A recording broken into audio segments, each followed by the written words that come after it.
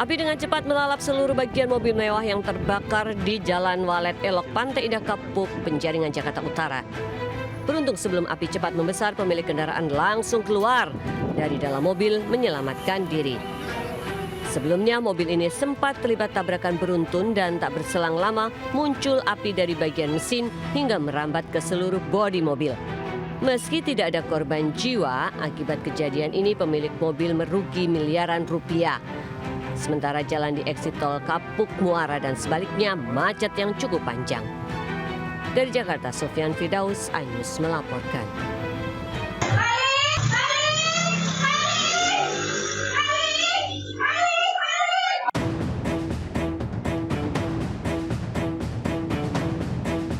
Sambil berboncengan sepeda motor, pelaku curanmor masuk ke halaman rumah warga di wilayah Cinangka, Sawangan, Depok, Jawa Barat.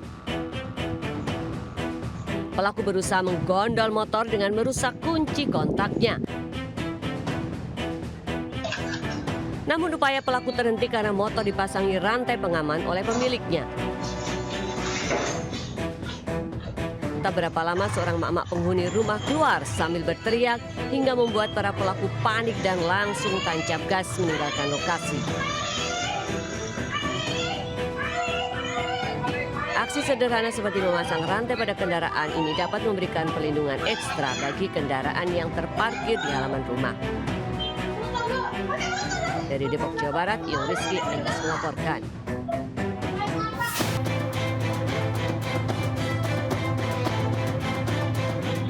Seorang pria yang berpura-pura sebagai kurir paket mendatangi toko sembako di Jalan Kerendang Raya, Tambora, Jakarta Barat.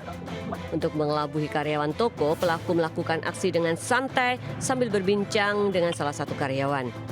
Namun saat karyawan masuk ke dalam toko, pelaku dengan cepat mengambil sekarung paket berisi bahan-bahan kue yang tersimpan di depan lalu kabur. Pencurian berawal saat salah satu kurir paket menitipkan barang di toko sembako karena harus mengantar barang ke tempat lain.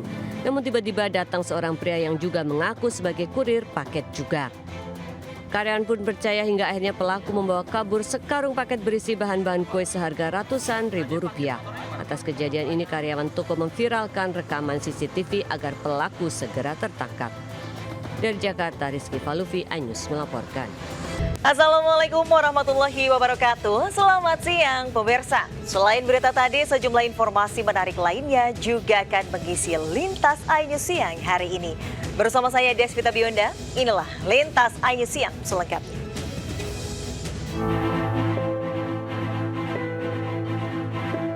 CCTV merekam aksi begal yang dilakukan 5 pelaku di depan minimarket kawasan Jalan Panjang Kebon Jeruk, Jakarta Barat. Korban yang tengah beristirahat sambil menunggu orderan tiba-tiba saja dihampiri para pelaku sambil menodongkan senjata airsoft gun. Korban tak berdaya dan harus merelakan motor dan HP-nya dibawa kabur. Tak butuh waktu lama 5 pelaku diringkus polisi. Para pelaku diciduk di salah satu kamar apartemen kawasan Cengkareng saat menggelar pesta narkoba. Sementara hasil tes urin, kelima pelaku positif mengkonsumsi narkoba jenis sabu. Mereka sudah menyewa kamar di apartemen di Cengkareng dengan tarif 250.000 per hari. Dan setelah menyewa kamar di apartemen tersebut, yang bersangkutan para tersangka ini melakukan aksinya dengan mencari korban secara random sebenarnya. Seluruh pelaku dijerat pasal pencurian dengan kekerasan dan ancaman hukuman 12 tahun penjara. Dari Jakarta, Miftahul Gani, iNews melaporkan. Pemirsa, suami, istri, dan anak ditembak orang tidak dikenal saat berkendara motor di Batu, Jawa Timur. Korban pun segera dibawa warga ke rumah sakit.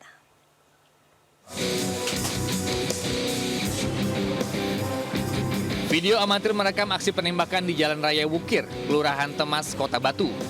Kejadian berawal saat Pak Sutri dan anaknya berboncengan melaju dari arah timur menuju barat.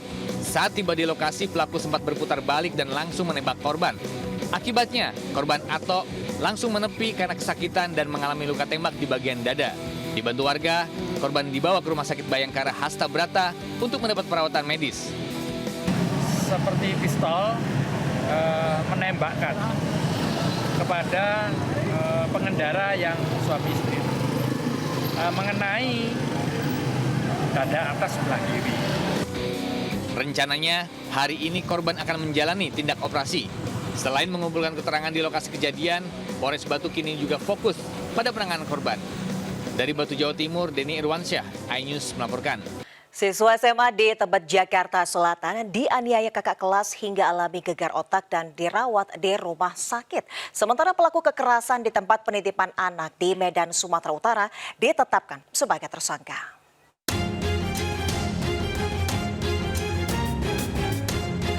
Seorang siswa salah satu sekolah swasta di kawasan Manggarai, Tebet, Jakarta Selatan harus dirawat intensif di Rumah Sakit Budi Asih, Jakarta Timur akibat luka dalam yang dideritanya. Luka-luka itu didapat setelah korban dianiaya kakak kelasnya. Setelah mendapat laporan keluarga, tim Inavis dari Polres Metro Jakarta Selatan telah mendatangi sekolah dan meminta keterangan dari 5 orang saksi, diantaranya siswa dan kepala sekolah. Apakah betul ada anak yang pingsan? Oleh karena itu kemudian setelah dilihat memang betul, lanjut ke ditanya, yaitu kejadiannya memang itu anak berantem, ya itu yang bermula awalnya. Bertanya ini 1 lawan 1 apa? Untuk kejadian masih didalami.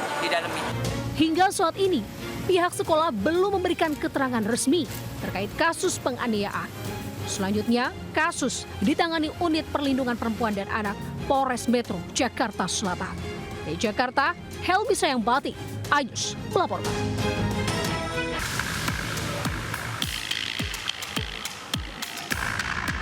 Korban penganiayaan Ahmad Kafabi harus dirawat intensif di IGD RSUD Wongsonegoro. Korban mengalami luka akibat dipukul, dibanting, serta cekikan di lehernya. Korban menderita luka lebam di kepala, leher hingga kaki usai dianiaya Bribda PI anak tirinya di Jalan Sendang Guo saat perjalanan pulang ke rumah. Aksi penganiayaan dipicu dendam pelaku karena tidak segera mendapat harta waris Konogini. Akibat penganiayaan, korban dalam keadaan trauma. Selama ini kan dia kan anak tiri. Istri saya kan kemarin meninggal, almarhum mantan istri saya. Kemudian setelah meninggal dia berusaha untuk mengklaim semua harta peninggalan dari yang saya kumpulkan bersama almarhum istri saya selama menikah. Korban didampingi kuasa hukum sudah melaporkan penganiayaan ke SPKT Polda Jawa Tengah dan berharap pelaku diberi hukuman sesuai perbuatannya. Dari Semarang, Jawa Tengah, Kristandi, iNews melaporkan. Seorang balita berusia 2 tahun 6 bulan terkunci di dalam mobil yang diparkir di garasi rumahnya di daerah Kampung Lapak, Kecamatan Nanggalo, Kota Padang. Peristiwa ini terjadi saat ia ditinggal bermain sendiri oleh orang tuanya. Korban rupanya masuk ke dalam mobil dengan membawa kunci mobil dan tak sengaja menekan tombol hingga terkunci di dalam. Korban akhirnya bisa keluar setelah keluarga menghubungi petugas pemadam kebakaran. Proses evakuasi berlangsung selama 15 menit tanpa memecahkan kaca mobil. Awalnya ada kesulitan minta pelajari dulu bagaimana untuk cara tidak memecah kaca, dan akhirnya kita temukan solusinya dan kita coba dengan gantungan baju. Alhamdulillah berjalan dengan lancar dan pintu terbuka dengan. Pasca peristiwa itu, petugas mengimbau para orang tua agar selalu mengawasi buah hatinya saat bermain. Dari Padang, Sumatera Barat, Budi Sunanda, iNews melaporkan. Pemirsa, aksi seorang pendemo merusak mobil miliknya viral di Cilegon, Banten. Pelaku diduga kesal dengan ulah anggota ormas yang membela sejumlah pabrik industri.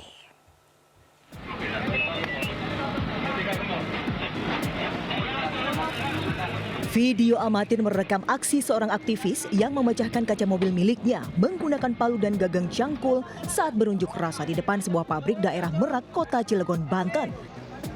Ia bahkan mencoret-coret mobil dengan cat. Aksi tersebut dilakukan di tengah jalan hingga membuat arus lalu lintas terganggu. Aksi memecahkan kaca mobil tersebut sempat membuat warga sekitar cemas. Guna menghindari keributan, aktivis tersebut akhirnya diamankan aparat kepolisian. Diketahui aktivis tersebut akan menggelar aksi di depan sebuah pabrik kimia dengan massa berjumlah 500 orang, namun hanya 10 orang yang datang. Warga sendiri mengaku tidak merasa keberatan adanya perusahaan dan mendukung industri yang ada di wilayah mereka. Pacul ya, pacul sama palu. Jadi si kepala pacul itu dilepas sama palunya, terus si gagang pacul itu dihajarin ke mobilnya, serta palunya itu dihajarin ke kaca mobilnya, jadi dia ngerusak mobilnya dia sendiri. Belum diketahui motif perusakan, sementara pelaku masih menjalani pemeriksaan di Mapolres Cilegon, Banten. Dari Cilegon, Banten, Iskandar Nasution, iNews melaporkan. Sejumlah kendaraan mogok dan rusak usai mengisi BBM di SPBU Jalan Sangnawaluh, Kota Pematang Siantara, Sumatera Utara. Diduga BBM jenis Pertalite bercampur air.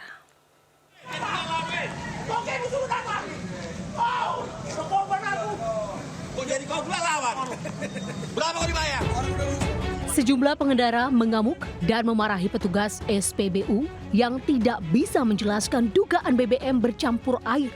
Para pengendara emosi setelah tidak ada kejelasan nasib kendaraan mereka yang rusak setelah mengisi BBM di SPBU di Jalan Sangnawaluh, Kota Pematang Siantara, Sumatera Utara. Saat diperiksa polisi, sampel BBM jenis Pertalite dari SPBU ini terlihat tercampur air. Menurut seorang pengendara, mobilnya langsung mogok usai mengisi BBM. Bahkan harus diderek ke bengkel terdekat untuk memastikan kerusakan. Berapa liter bang? Ngisi 20 liter. 20 liter, terus sempat berapa lama perjalanan? Terus Pantai Timur ini aja bang. Langsung gimana kondisinya? Mati total ya? Mobil, nggak bisa diapa-apain. Jam berapa tadi bang ngisi? Jam 8:05. 8:05. Jadi pas habis itu langsung mati ya bang? Langsung mati total. Terus kita dengar dari masyarakat yang di situ bahwa di sini ada kejadian memang udah banyak yang komplain, kita datang ke sini menuntut gimana apanya. Terus jadi, mobil abang sekarang gimana? Kita mau diderek bang. Mau diderek kemarin. Setelah viral di media sosial, kehebohan berlanjut saat puluhan sopir angkot mendatangi lokasi SPBU dan mengaku kendaraannya rusak sejak pengisian BBM sehari sebelumnya. Pemilik kendaraan meminta pertanggungjawaban dari pemilik SPBU, namun tidak ada di tempat. Polisi menyarankan kepada para korban untuk membuat pengaduan. Dari Pematang Siantara, Sumatera Utara, Dharma Setiawan, iNews melaporkan. Kita ke informasi selanjutnya, pemirsa. Kebakaran melalap TPS liar hingga membuat panik warga di Depok, Jawa Barat. Sementara di Tambora, Jakarta Barat, petugas terluka saat padamkan kebakaran bangunan indekos dan tempat usaha.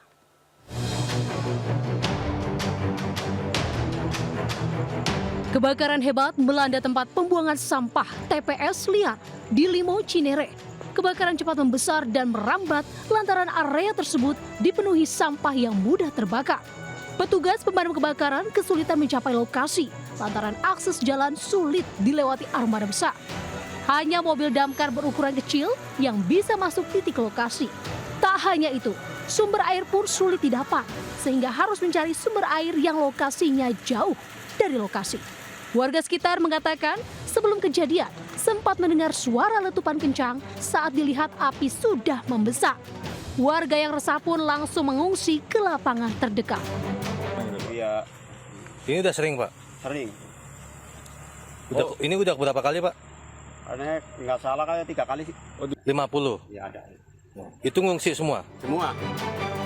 Kejadian kebakaran ini sudah kerap terjadi, namun belum ada solusi.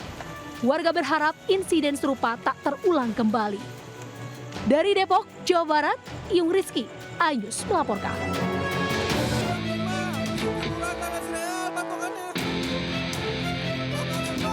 Api seketika membesar hingga melalap bangunan di kawasan padat penduduk Jalan Pekapuran Raya, Tanah Sereal, Tambora, Jakarta Barat dini hari tadi. Warga dan petugas bahu-membahu melakukan pemadaman agar api tak merembet ke bangunan lain. Sedikitnya 2 bangunan yang dijadikan rumah kos dan usaha fotokopi serta air isi ulang pun ludes terbakar. Sementara 1 petugas damkar yang melakukan pemadaman api terluka bakar di bagian kaki hingga dievakuasi ke rumah sakit. Belum diketahui pasti penyebab kebakaran, namun dugaan sementara api berasal dari korsleting listrik dari salah satu kamar kos. Setelah 1 jam, api bisa dipadamkan. Petugas yang mengerahkan 18 unit pemadam kebakaran dari DKI Jakarta. Dari Jakarta, Rio Manik, iNews melaporkan. Pemirsa, sidang perkara korupsi timah dengan terdakwa Harvey Mois menghadirkan sang istri artis Sandra Dewi sebagai saksi. Dalam persidangan, Sandra Dewi mengaku tidak tahu penghasilan dan tidak pernah diberi hadiah oleh sang suami Harvey Mois.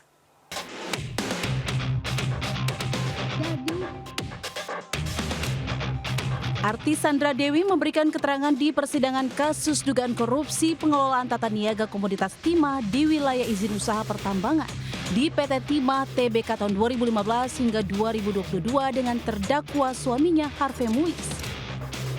Di Pengadilan Tipikor Jakarta Pusat, Sandra mengaku sejumlah aset miliknya seperti apartemen, rumah, puluhan tas hingga tabungan adalah hasil keringatnya dan tidak ada aliran uang dari suaminya. Kolong-kolong timah ini sudah ada lama sekali. Dari saya waktu datang ke Jakarta sudah ada kolong-kolong bekas timah ini. Apakah adil disalahkan kepada kerjasama yang hanya 1,5 tahun antara swasta? Tak hanya soal aset, Sandra Dewi juga dicecar hakim terkait transaksi 10 miliar rupiah ke istri Direktur Utama PT RBT Suparta Anggraini. Sandra mengaku Suparta merupakan teman Harvey Mois yang meminjam uangnya. Dan uang yang saya pakai adalah uang yang saya pinjamkan kepada teman suami saya dan saya minta dikembalikan uang itu karena saya ingin memakai uang itu untuk membelikan kafein kepada orang tua saya. Jadi uang itu adalah uang saya. Saya memberikan pinjaman bukan sumbangan. Dalam kasus korupsi timah, JPU mendakwa Harvey Mois yang mewakili PT RBT merugikan keuangan negara 300 triliun rupiah. Harvey juga didakwa menerima biaya pengamanan dari 4 perusahaan smelter melalui Helena Lim. Harvey dan Helena disebut menikmati uang negara sebesar 420 miliar rupiah. Menurut jaksa, Harvey menggunakan uang hasil korupsi untuk membeli tanah, mobil, 88 tas mewah, perhiasan, hingga untuk keperluan pribadi istrinya Sandra Dewi. Dari Jakarta, Tim Liputan iNews melaporkan. Pemirsa, ratusan siswa SMP Negeri 6 Cirebon, Jawa Barat mendapat pemeriksaan dan kacamata gratis. Pemeriksaan dan pembagian kacamata gratis itu dalam rangka memperingati Hari Penglihatan Sedunia.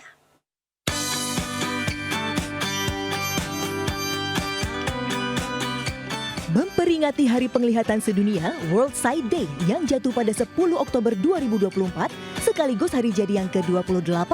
PT Rohto Laboratories Indonesia menggelar program CSR Rohto Peduli bertajuk Joy of Seeing Clear Vision for Brighter Future.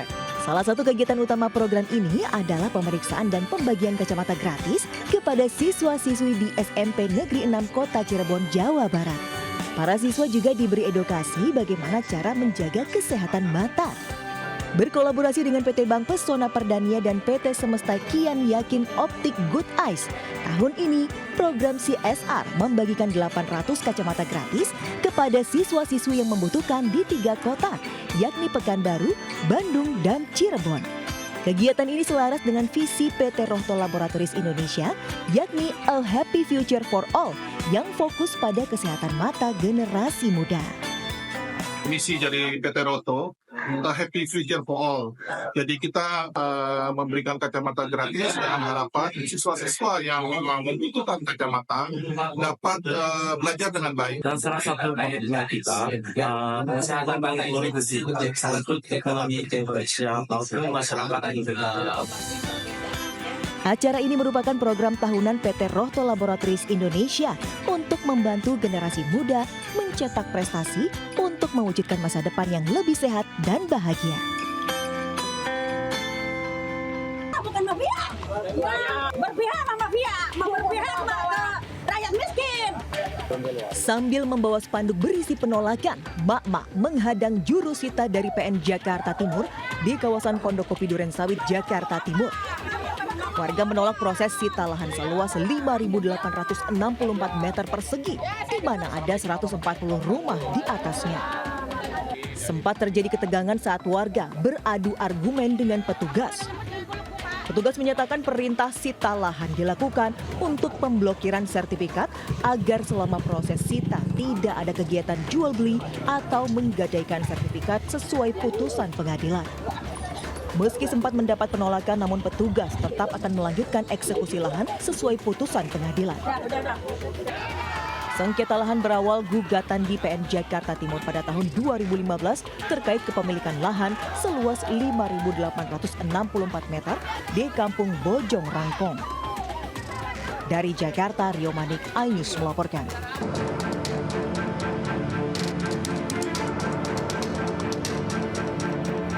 Polisi mengamankan AC, seorang general officer atau setingkat manajer, di Rumah Sakit Spesialis Mata di Makassar. Tersangka ditangkap karena tega melakukan pelecehan seksual terhadap wanita yang merupakan anak buahnya. Sebelumnya, AC menyerahkan diri ke polisi usai tindakan asusilanya viral. Ia pun telah menjalani penahanan di rumah tahanan Polrestabes Makassar. Hasil pemeriksaan, tersangka 2 kali melakukan aksi asusila di ruangan kantornya. Aksi tersangka sudah berlangsung sejak Mei 2024 lalu. Saat beraksi, ia menggunakan modus relasi kuasa yaitu mengancam korban yang merupakan anak buahnya saat melakukan tindak asusila.